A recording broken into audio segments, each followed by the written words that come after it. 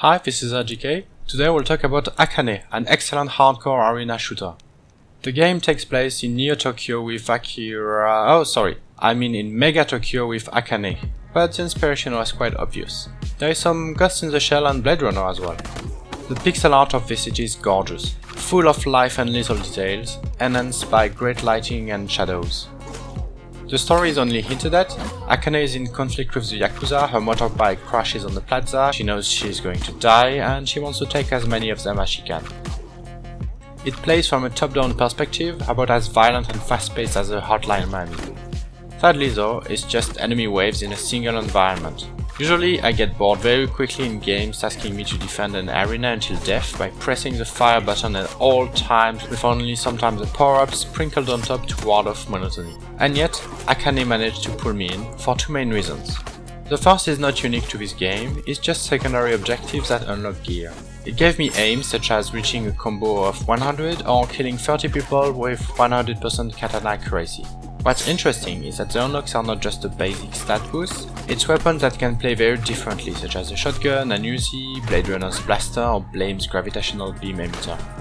The second reason why I clocked about 10 hours in this game is its superb game mechanics. Under the character there is a stamina bar related to katana usage, but does not empty within a second and it's not hindering in any way. It's only there to prevent players from spamming the attack button, to force them to alternate with the range weapons. The range weapons have limited ammo, and it reloads when the player slashes enemies. Do you see the subtlety? The game systems allow to avoid falling in the usual pitfall of only maintaining the fire button and doing nothing else. Here we are forced to switch between completely different attacks. While there are some flaws, there is no audio cue to indicate that the weapon is getting reloaded, and right after killing many mobs, the game can sometimes lag for a brief moment. Back to subtleties, it's not possible to shoot while moving. It's mandatory to keep pressing shift to stand your ground and pull the gun, effectively replacing the katana on the left mouse button.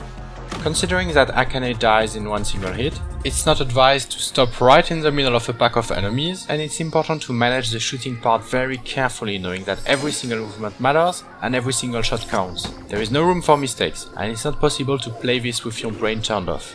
The game requires your full attention, and it's also a way not to get you bored. It's a death ballet that requires a lot of precision, and sometimes special enemies show up and make you miss a step and lose your rhythm if you are not perfectly prepared.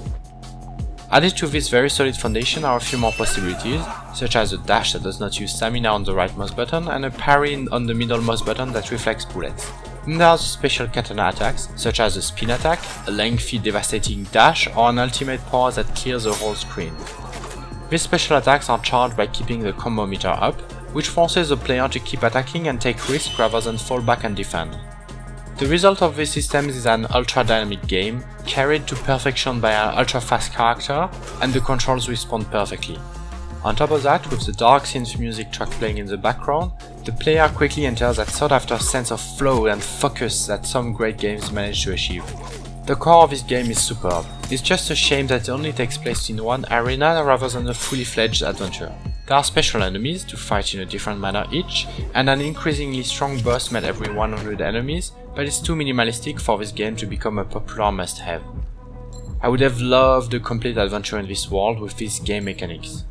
I hope to see that in a sequel if this game becomes successful.